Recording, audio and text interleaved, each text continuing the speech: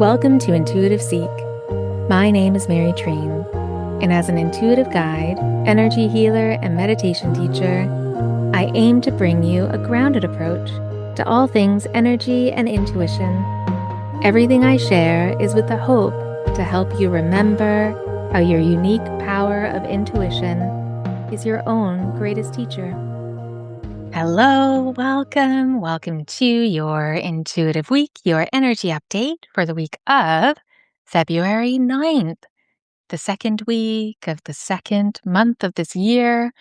And before we dive into the energy update for the week ahead, I wanted to just touch in around why today is also a bit of an anniversary for me. Kind of two anniversaries, actually. The first one is 6 years ago, the one that I celebrate. 6 years ago, 2020, this day, February 9th, was the very first time I ever had a paying client for my energy healing and intuitive work. The very first one. And one of the best parts of that anniversary, the one I celebrate, is because it helped to create a new meaning to February 9th from 2008, where in 2008, that was the day that I got married to my first husband. And it was a very painful divorce and deeply transformative time. Looking back, of course, so glad that it ended, but it ended in a really painful way of betrayal. And it was a time that I never wanted to remember each year. And in 2020, it became transmuted into a new anniversary, into the anniversary of me actually doing work that filled my soul and that made me feel so satisfied and inspired and hopeful. Hopeful that I could actually express my purpose and that I found a way to do that. And the magical part of it as well is that in 2020, in January, I had signed up for an intuitive kind of psychic development class. And I was still in my old career and I was so nervous. I did not feel good about going. I almost let my fear and anxiety override the real pull intuitively that I had to go. And I tried to get out of it so many times. All day, I remember I was at work and I was going back and forth on whether I should go or not. Maybe it isn't even happening anymore, like really trying so many ways to sabotage myself. And I remember it was pouring rain, and by 5 p.m., it was super dark, and it started at 7, and it was really cold and rainy and just not inviting, like not the night to come home from a job that took so much of my energy and then leave and go to this thing that I wasn't even sure if I wanted to do and whether it would be good and all of the things, right? All of the excuses. But I went. And guess what happened? I saw an old friend there, someone who I hadn't seen in many years. And I was shocked to see them, so happy to see them. And we started chatting afterwards. And I told her that I had been studying energy healing over the last while, and I had received my level 1 and 2 certifications in Reiki. And she said, "Oh my God, I have been looking for a Reiki practitioner." She said, "For months now." And she wanted me to give her a session. She wanted to purchase a session from me. And I had just gotten my own travel massage bed because back then I could only imagine working in person. And we decided Sundays were the only ones that worked for both of us when we looked at our schedules. And then the next free Sunday was February 9th. So not only did this development class that I didn't want to go to, but I went, got to reconnect with an old friend who we're still friends, still connected. I also received my first paying client through going to that development class that I didn't want to go to. And it was the same friend that July later in 2020, who I asked to be my first test client for a new service that I was trying out, an online, virtual, intuitive energy healing session. And the rest is history because then that was the first session that eventually evolved into the work that I do now with people from around the world. So I just wanted to share that. The meaning of February 9th for me, how it has become a really lovely anniversary, and also the reminder to try your best to listen to your intuition, to find the courage to follow your intuition, especially if it's asking you to do something out of the ordinary and what you don't want to really do because you're scared and it doesn't feel good and it's not what you want to do. Trust your intuition because it led me to meet my friend at this development class. And now I'm speaking to you. I can imagine without that meeting, maybe I wouldn't have even started this podcast. So, yeah, I hope that that gives you a bit of evidence for the times when you are scared or worried or so uncertain and full of doubt, but you feel within you something is pulling you towards that thing that just seems totally out of left field, but what you really need to do. Because who knows what will happen as a result? Most likely, something incredible will open up on your path. And that's what happens when we do listen to the inner voice. When we allow our intuition to lead, we get to walk that path of our destiny and experience things that we couldn't even have imagined were possible before. All right, so let's get into the energy update for February 9th. Now remember, speaking about your intuition again, trust what resonates for you, and leave what doesn't. Really use these energy impressions, energy updates as a way for you to develop the trust in your own intuition. Everything I share is from my meditation. I go into a beautiful, deep meditation with the intention to connect to insight, guidance, anything that I can translate for us, you and I, about the week ahead. So I'll share my experience in the meditation and how I translated the experiences. And then I will share the animal that came through as well for inspiration and even more guidance. And then I will share some writing prompts, journal questions, intuitive questions. These are to help you dive even deeper into what you need to know or remember about the week ahead.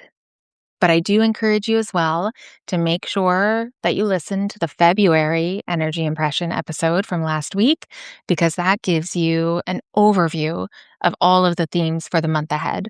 So this is a snapshot of the week, but then the monthly one is the overall energy. All right. So for your intuitive week of February 9th, 2026, when I first opened up the meditation, the word clarity came through 3 times. Clarity, clarity, clarity. So perhaps this is a clearing this week that brings so much clarity. It feels like a new perspective is available. Something is shifting in the way that we see this week. And then what happened after those words in the meditation, I realized that you and I, the figure in the meditation that represents us, we were wearing a blindfold, and the blindfold came off. Something we were blind to is now much more clear. The clarity that we need is coming. Is it full clarity this week? I'm not sure. Maybe it's the beginning, but there is a change, a transition, a time that we are moving into that is different from where we've been. And the clarity is 3 times intensified. It's coming. So this week, look for what seems much more clear, even if it's hard to look at. The clarity is available. And then the next thing that came through was our arms were stretched out, not reaching, but opening, as if we were opening up to something that we were blind to before, or at least we have the invitation to open up this way. It also looks like how you would open up to hug someone, opening up to connection, but not reaching, not desperate, not yearning, but staying open.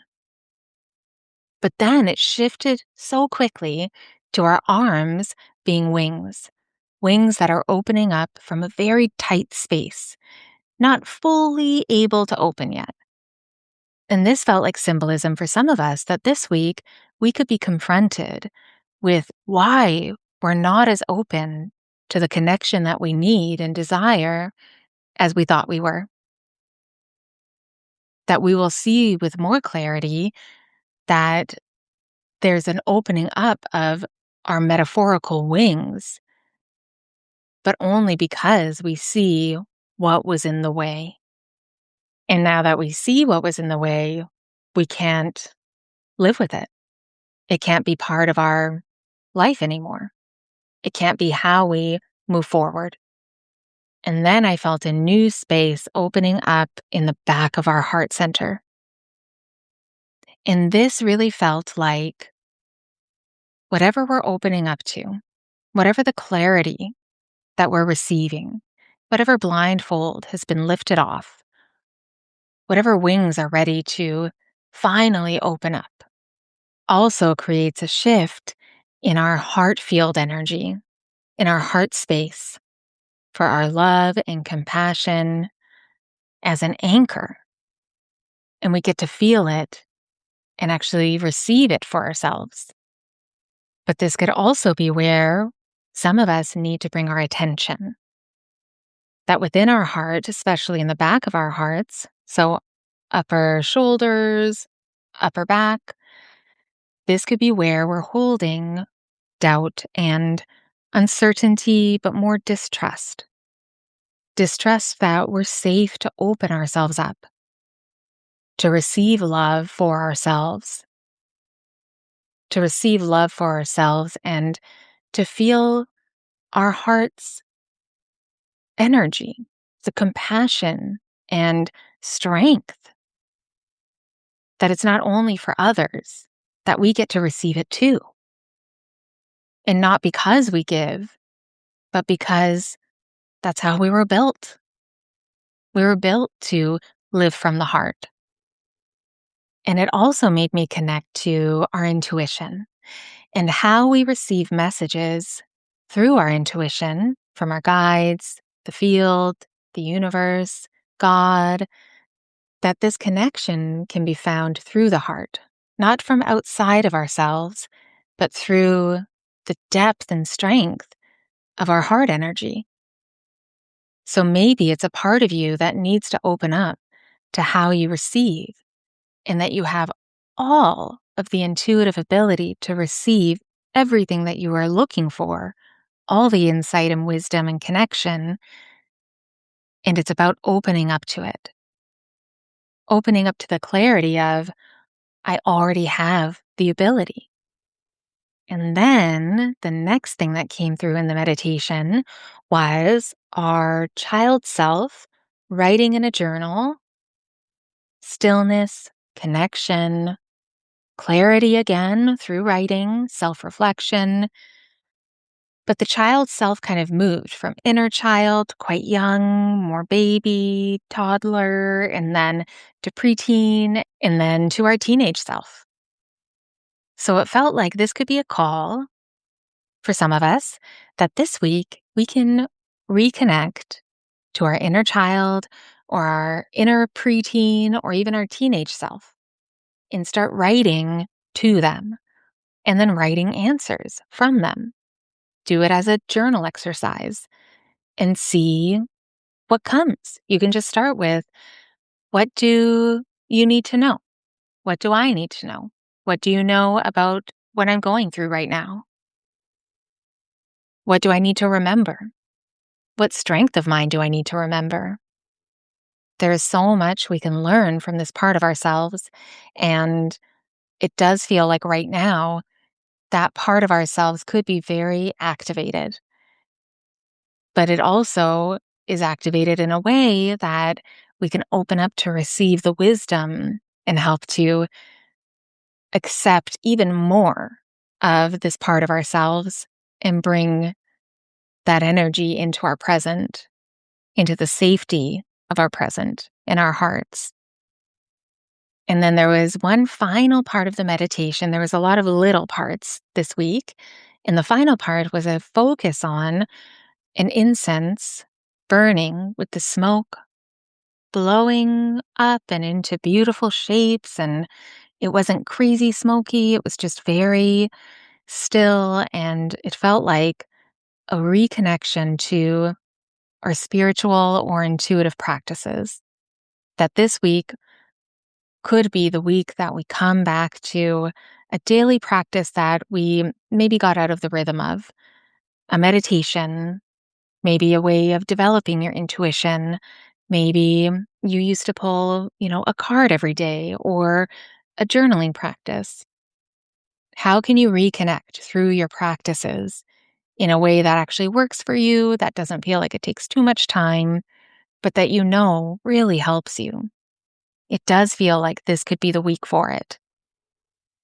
And then the animal. There was another new animal. 2026, this is a new year. Another new animal for Intuitive Seek, but I love it.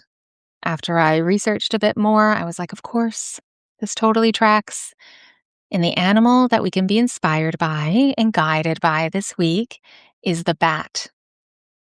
So the bat represents the energy of transformation, letting go, initiation, rebirth, intuitive development, trust, good luck, overcoming obstacles, facing shadows, unique talents, spiritual awakening and remembering, exploring your inner world, and leaving your comfort zone. Did any of those themes touch on a part of your life that really felt connected to you, like really resonated? Trust that. Trust that connection. And I wanted to share a bit more about the bat from Animal Speak by Ted Andrews.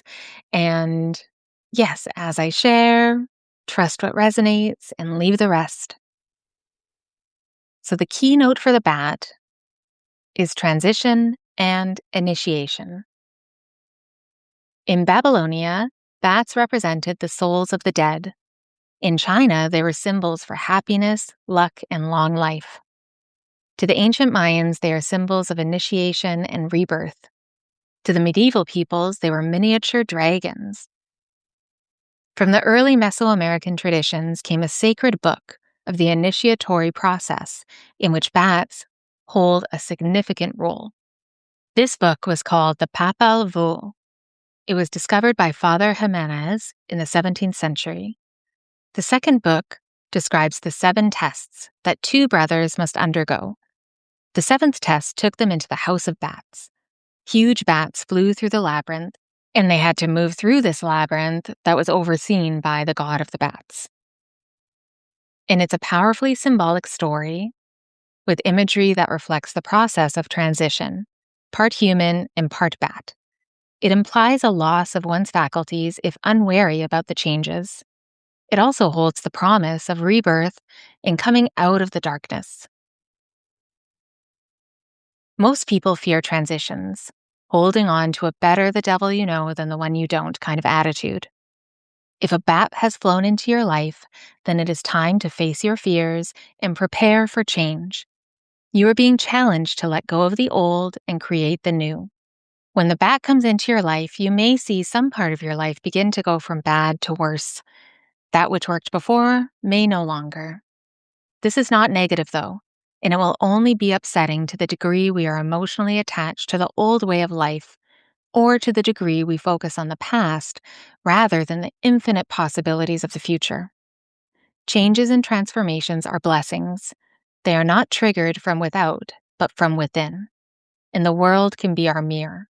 As we change, even within our consciousness, everything reflected within the world also begins to change. To understand and enjoy the blessings of change, begin by taking or renewing responsibility for your life. This means opening to the power within, which will override all fears. Rebirth and life are found by choosing to follow the flow within. The choice is always ours. Remember that each time you trust your own inner promptings, you chase the fears within, the dark corners of your mind away. What you choose to do today will have repercussions for years down the road. Do you want those repercussions to be positive or negative?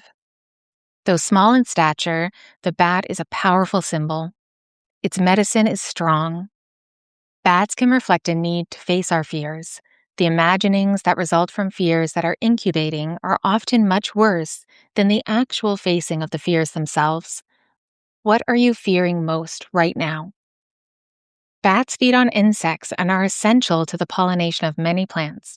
Their waste product, guano, is also used as a valuable fertilizer.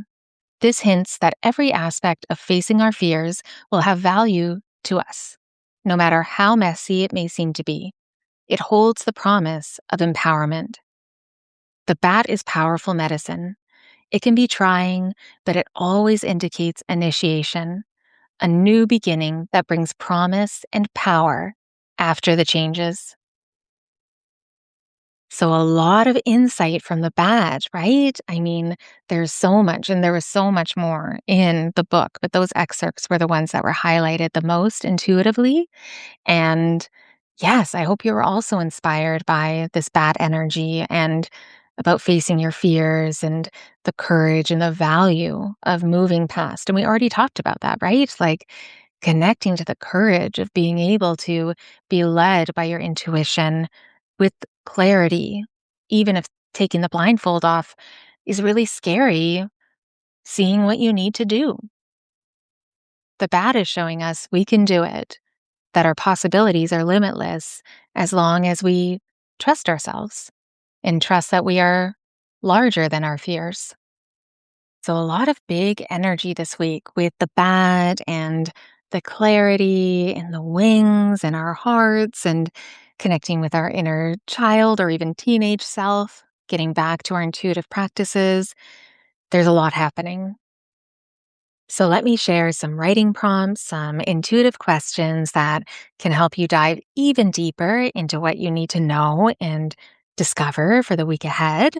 And you can answer one or none in your journal as a voice note. Connect with it and trust how you're meant to answer them. The first question: where in your life do you wish you had more clarity? And how can you stay more open to a new perspective in this part of your life this week? And number two, describe an initiation that you're going through now. How long have you been experiencing it? And what does it tell you about your present? And really trust the first thing that comes. You may not even realize that that's what you've been going through.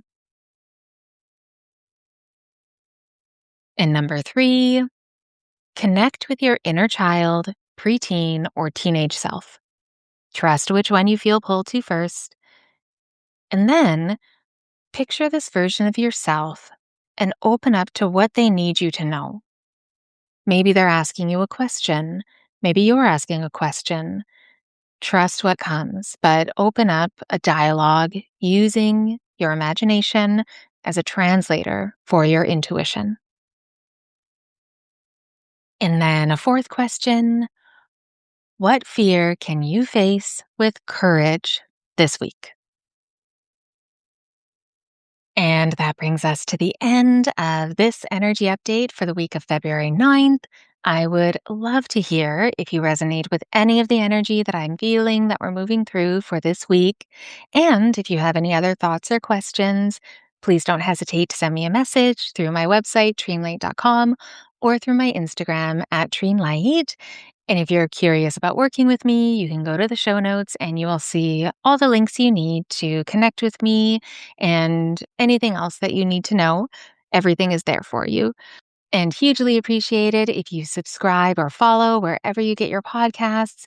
My Substack is in there too, where you can find your energetic snapshot, which partners with this episode, something to look at throughout the week so you don't have to come back. And if you feel called to give extra support, which is so appreciated, you could share this episode with a friend or you could leave a review. So appreciated, truly, more than you know. So thank you again. Be extra kind to yourself and others, and I will talk to you next week.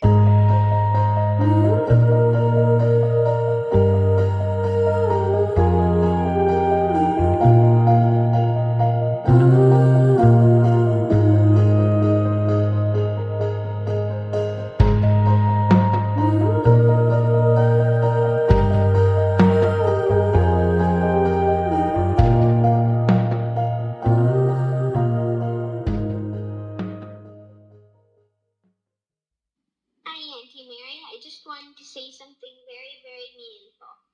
Cat.